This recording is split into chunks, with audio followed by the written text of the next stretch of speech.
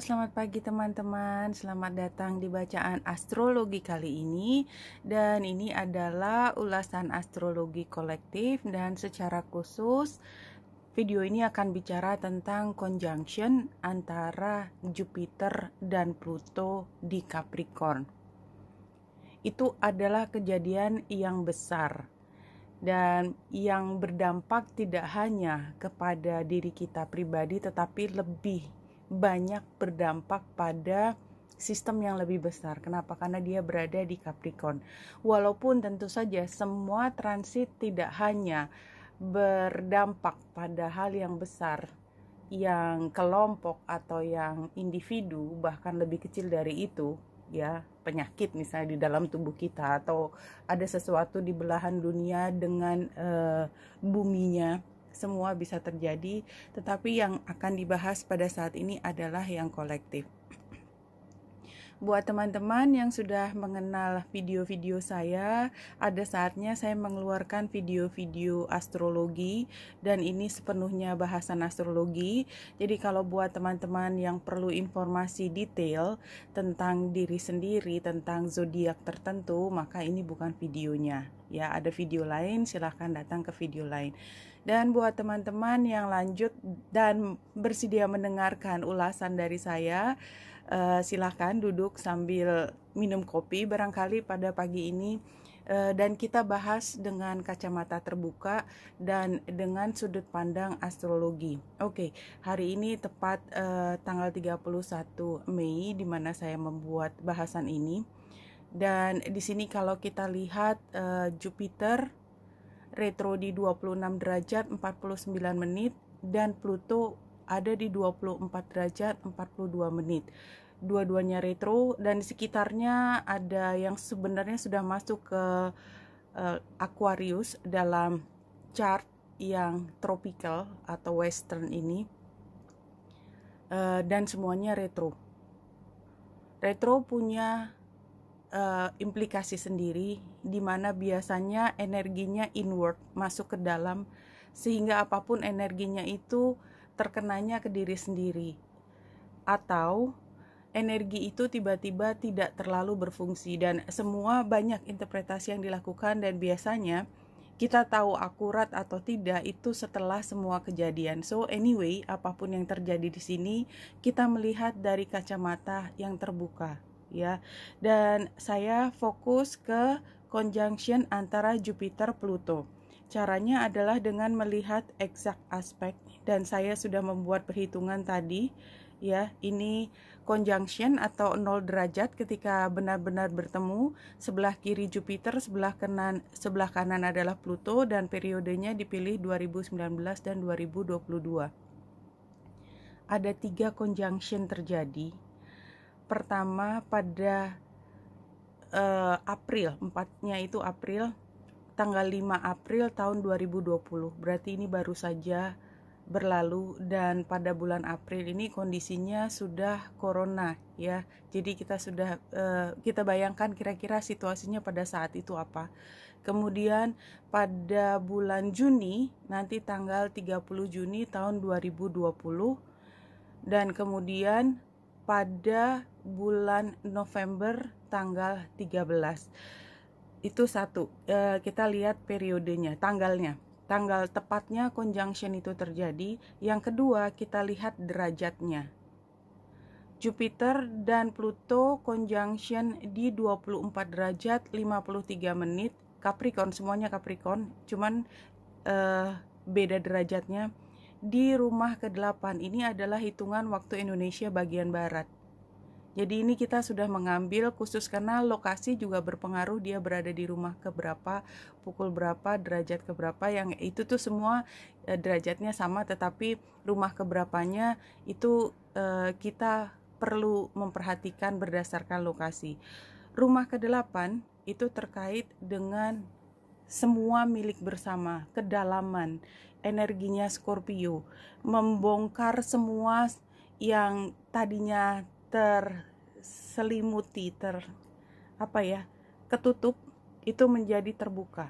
Dan kemudian dengan terbukanya informasi tersebut, maka terjadi transformasi atau perubahan yang besar. Dan kalau kita lihat secara kolektif, maka perubahan yang terjadi dipicu atau di-trigger mulai dari bulan April tanggal 5 adalah ketika katakanlah pemerintah membuka informasi-informasi baru, atau kalau secara dunia menemukan informasi, oh ternyata organisasi ini melakukan sesuatu untuk menutup-nutupi informasi sehingga katakanlah virusnya semakin melebar, tidak jelas, apapun. Tapi semua itu seperti chaos terkait dengan munculnya informasi baru. Termasuk mungkin di level individu adalah, oh enggak, caranya menangkal corona itu adalah dengan obat-obatan ini, gitu ya. Jadi informasi-informasi yang masih chaos, yang baru terbuka dan seperti reaktif terhadap hal tersebut. Kemudian akan ketemu lagi nanti bulan Juni tanggal 30, dia tidak lagi di rumah ke-8. Ya, kenapa? Karena memang pukulnya beda banget ya. Pukul itu waktu ini tanggal 5 April dia ketemu pas jam 9 pagi, dan ini pas ketika 12 malam. Jadi dini hari, dan oleh sebab itu dia beda di mana rumahnya, areanya apa, dan areanya adalah area komunikasi. Rumah ketiga adalah area komunikasi, di mana di sini ketika informasi semua sudah terbuka, maka yang sekarang yang paling penting adalah mengkomunikasikan kembali, mengkomunikasikan hal yang benar. Walaupun tidak langsung terjadi, hoax juga masih terjadi di sana sini, dan ini rumah ketiga adalah memang bicara tentang komunikasi yang sangat aktif, dan ini ada pengaruhnya juga ke perjalanan jarak dekat. Jadi itu juga diaktifasi sangat besar. Nah, pada bulan November tanggal 13 akan terjadi conjunction lagi, tetapi dia di 22 derajat 52 menit, masih di rumah ketiga, karena dia terjadi di pagi hari, jadi 12:44 PM sama 4 pagi, itu masih di rumah ketiga, mungkin yang satu di ujung kanan, satu di ujung kiri. Kita lihat kemudian apa makna dari derajat ini. Saya menggunakan buku ini nanti ke depannya nanti, karena kadang-kadang saya suka menemukan. Anyway, yang pertama adalah 24 derajat. Ini yang bulan April, nanti bukunya apa saya akan lihatkan terakhir. 24 derajat 50 sekian menit, artinya dia sudah di 25 derajat Capricorn ya. Di sini maknanya adalah a customer in a oriental rug store. Jadi ada pelanggan atau orang yang mau beli masuk ke toko Cina, itu jualan karpet, terus tiba-tiba nabrak sesuatu ya, nabrak gundukan dan bergerak gitu. Kemudian sesaat kemudian ada kepala anak kecil keluar, itu ternyata anaknya dari pemilik toko. Kemudian dia ketawa di situ. Jadi kayak ada informasi baru tapi silly gitu kan. Childish mischief, stirring up trouble, undermining or subverting, stifling sin. Jadi sesuatu yang silly banget gitu loh. Karena apa? Karena di 25 derajat Capricorn adalah ketika kita orang dewasa dengan kemampuan yang tinggi ya, artinya kita punya pengetahuan, kita bisa bertindak, melihat tingkah laku anak kecil yang silly banget, kita tapi nggak bisa menyalahkan, karena yaitu dia ada di tempatnya sendiri, dia kan yang anaknya yang punya toko. Kita sebenarnya ketika kita nabrak pun sebenarnya aduh kasihan gitu kan. Jadi artinya ada rasa iba di situ, tetapi sebenarnya ngapain sih dia main di situ, itu kan bahaya. Seperti itu kira-kira di 25 derajat. Nah, yang berikutnya tadi kan di 24 derajat 0 menit itu yang tanggal 30 Juni. Jadi ada di 24. Dia kalau dibulatkan dia ke kiri 24 derajat. Weary of her disorderly life, a woman decides to enter a convent. In a meeting with the Mother Superior, she describes her past life with simple candor, making sense of one's worldly experience from a more mature perspective, taking stock of one's life. Jadi pada akhir bulan Juni, tanggal 30 Juni ini, kita seperti sudah melewati situasi yang silly tadi. Kita sudah banyak belajar. Kemudian kita bisa mengatakan sesuatu kepada orang dengan humble. Kenapa? Karena di sini ada Mother Superior. Ini adalah pertemuan konvensional, konvensi besar gitu ya. Sehingga kita menjelaskan dengan kata-kata yang mudah. Jadi kita sudah tahu persis situasinya dan kita menjelaskan dengan nggak pakai emosi ya. Jadi kita sudah paham benar situasinya dan kita bisa mengambil kesimpulan dari beberapa bulan terakhir ini kita menemui masalah ini dan kita pada akhirnya mengambil kebijakan seperti ini gitu. Jadi kalimatnya seperti orang bicara di dalam pertemuan internasional. Balik lagi, yang bulan November tanggal 13, Jupiter dan Pluto ketemu lagi di 22 derajat 52 menit. Itu sekitar 23 derajat. Jadi di dalam astrologi pun kita membuat pembulatan. Ya, jadi dia di 23 dan kita lihat apa sih 23? Capricorn, a party rally, a respected veteran is held up to the dais and given a flattering introduction.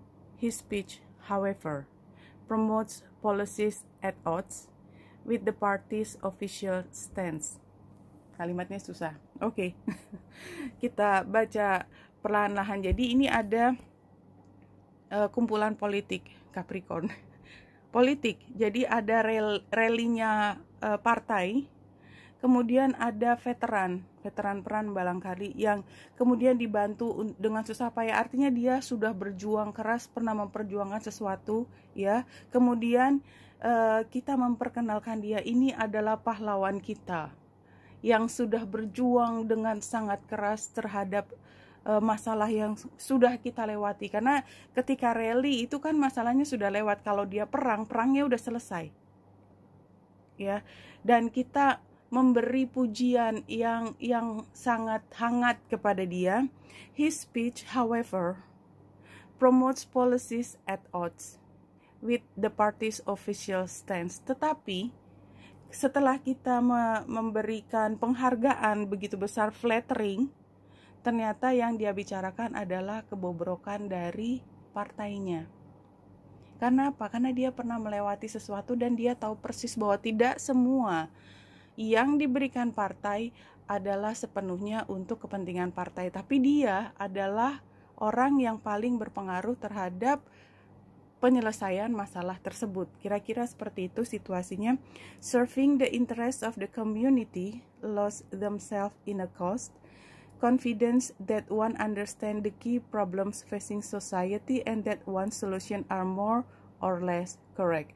Leadership in the political, social or spiritual realms want public recognition but may be reluctant to push themselves forward. Ya, jadi di sini adalah ketika saat kita menemukan ada orang yang sebenarnya berada di dalam barisan pejuang tersebut, tetapi dia juga pada satu sisi seperti menemukan ideologinya sendiri dan menawarkan sesuatu yang berbeda untuk kedepannya. Dan karena dia posisinya adalah yang dihormati, maka dia akan punya pengaruh besar terhadap perubahan berikutnya. Jadi kalau kita lihat kembali lagi ke sini, dan tadi bukunya,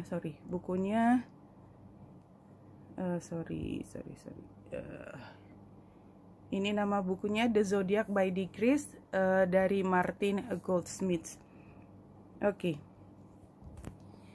Ini kembali lagi pada saat ini adalah perubahan yang besar. Jupiter sendiri selalu membawa perubahan yang luar biasa besar.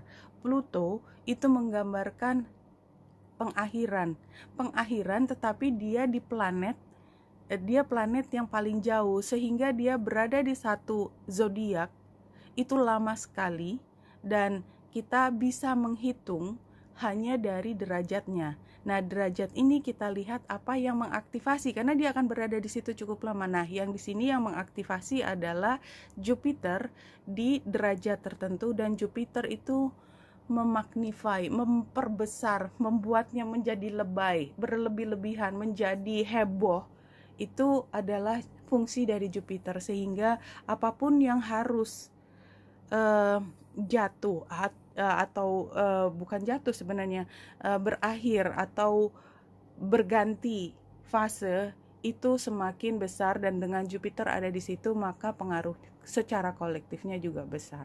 Oke, ini menunjukkan bahwa kita pernah punya pengalaman di masa lalu di bulan April, di mana semua informasi itu kacau balau, kita bereaksi tidak rasional pada saat itu karena banyak ketakutan juga.